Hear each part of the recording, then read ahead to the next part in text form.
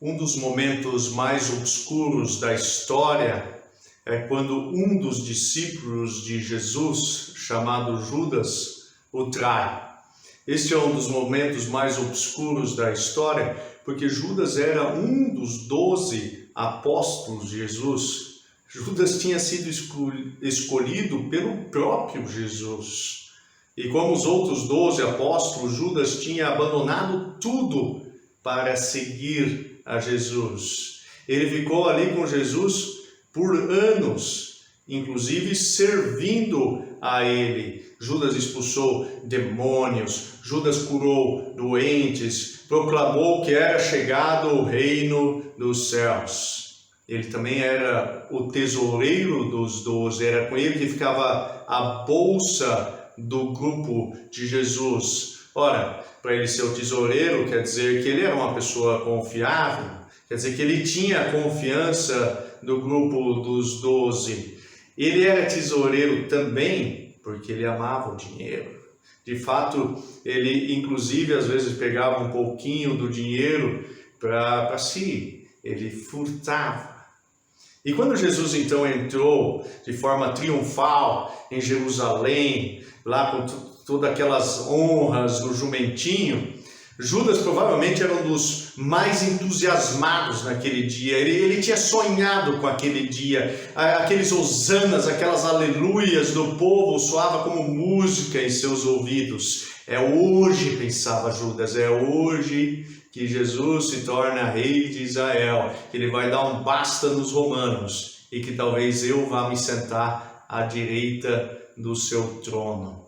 Mas para surpresa de Judas, Jesus ele vai até o templo, ele faz uma inspeção do templo e depois ele volta para Betânia. Mas que coisa é essa? Não é nada de discurso entusiasmado de Jesus, nada daquela expulsão dos romanos, nada disso aconteceu. Jesus ele simplesmente vai lá, inspeciona o templo e depois vai para a casa onde ele estava dormindo, na casa em Betânia. Ora, ele também percebeu nesse dia, obviamente, que as autoridades em Jerusalém não gostaram nem um pouco da entrada triunfal de Jerusalém. Já começava a rolar um zum, inclusive entre o povo, de que queriam matar a Jesus. Daí veio o próximo dia. No próximo dia, nós vimos ontem, Jesus então vai até o templo e ele faz um limpa no templo. Ora, enquanto Jesus faz a limpeza do templo, lá começa a expulsar os comerciantes do templo e pedir que as mercadorias fossem carregadas de um lado para o outro, Jesus também diz lá que, olha, vocês transformaram essa casa aqui em casa de ladrões. Isso aqui deveria ser uma casa de oração. E quando Judas ouve tudo aquilo lá, ele pensa, mas Jesus, o senhor não está atacando o lado errado?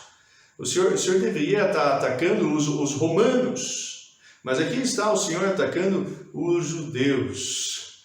Não sei se Judas tinha um bom sexto sentido ou não, mas se esse fosse o caso, ele percebeu que os chefes dos sacerdotes e os mestres da lei também não gostaram nem um pouco da ação de Jesus, de derrubar todas as mesas, de atrapalhar os cambistas lá. Eles não gostaram nem um pouco da limpeza de Jesus. E de novo, eles procuravam uma forma de matar a Jesus. Jesus então volta e passa com Judas e os demais discípulos mais uma noite em Betânia.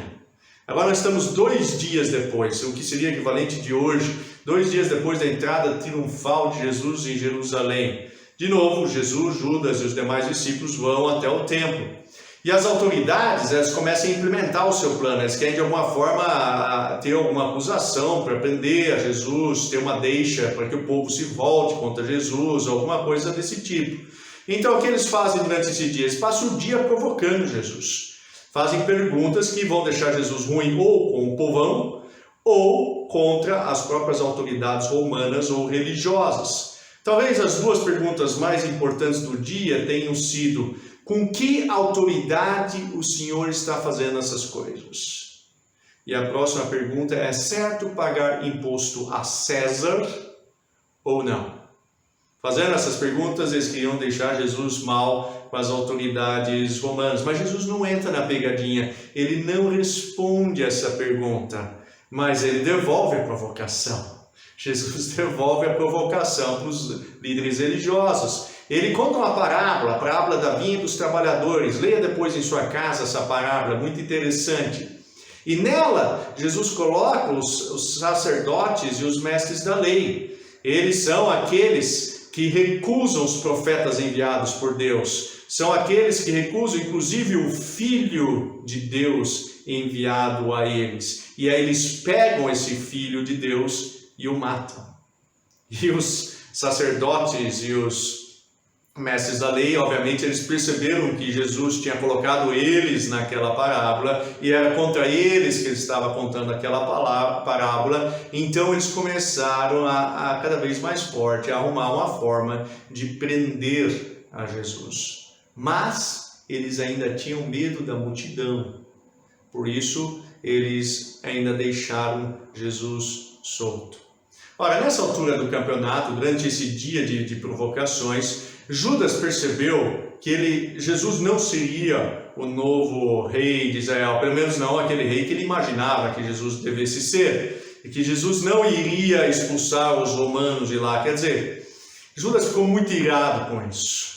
Ele ficou muito irado, perdi meu tempo, perdi esses 3 anos ao lado de Jesus para nada. E provavelmente ele também percebeu tudo aquilo que estava rolando nos bastidores ali das autoridades, que eles estavam ali tentando encontrar uma forma de matar Jesus. Então Judas deve ter pensado, olha, eu acho que é melhor eu pular para o outro lado, porque se eles querem prender e matar Jesus, talvez sobre para mim, então deixe-me pular para o outro lado. Então, talvez entre uma ou outra provocação que os líderes religiosos estavam fazendo para Jesus, Judas deu uma escapadinha. Ele se dirigiu até os chefes dos sacerdotes e perguntou para eles, olha, eu quero entregar Jesus, quanto vocês me pagam para eu entregar Jesus? E então eles fixaram o preço, 30 moedas de prata, nada, dinheiro de pinga daquela época, pouco dinheiro. E Judas concordou. Judas amava o dinheiro, mesmo que ele fosse pouco. Judas concordou com o preço estabelecido. Então, desse momento em diante, Judas procurou uma forma de entregar a Jesus. Vocês conseguem imaginar a cena? Quer dizer, no final do dia, o que aconteceu? Lá foi Jesus e os 12, inclusive Judas, eles fizeram o percurso lá de poucos quilômetros até Betânia de novo para dormir. Eles foram juntos. E depois, então, eles provavelmente dormiam mais ou menos no mesmo lugar. Então, deve ter sido um momento de grande tensão para Judas, esses momentos aí. Judas, um discípulo de Jesus, mas um traidor. E isso nos traz algumas lições importantes. A primeira lição, por que você está seguindo Jesus? Por que você está seguindo Jesus?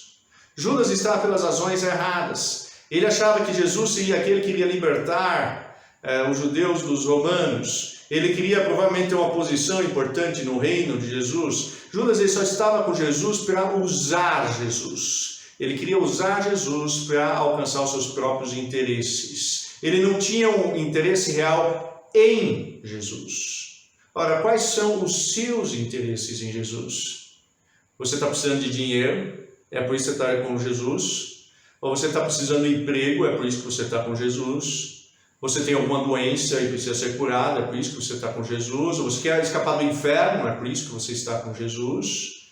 Ou você está com Jesus por quem Jesus é? Se você não está com Jesus por quem Ele é, você é como Judas. Você é um traidor.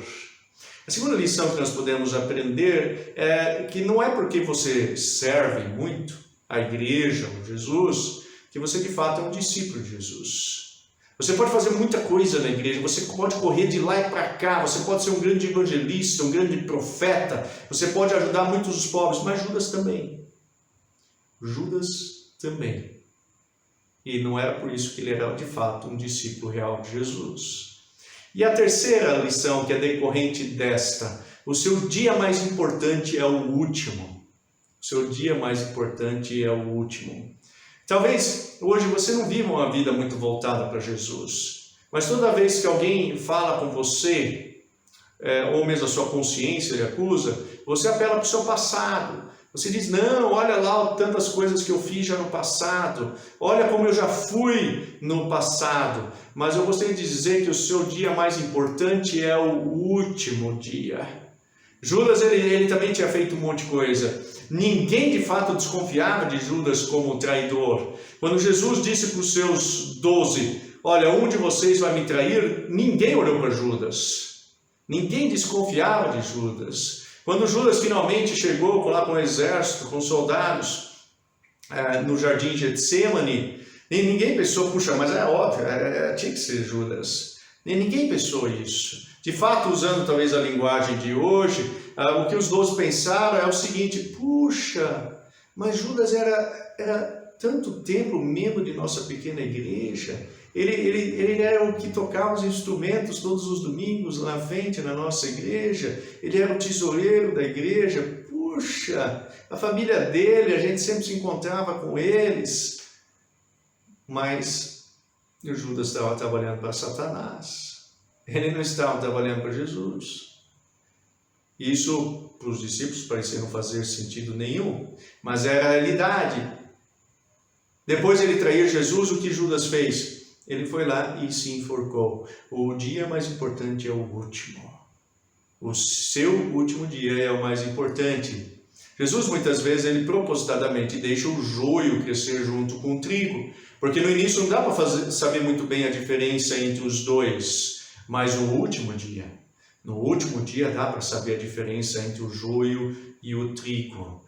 O último dia de sua vida é mais importante, porque é o dia que você será lançado para a eternidade. Nesses dias todos saberão quem você foi. Se você foi um traidor ou não. Judas, o homem que beijou a porta do céu, mas que acabou no inferno. Espero que esta não seja a sua realidade.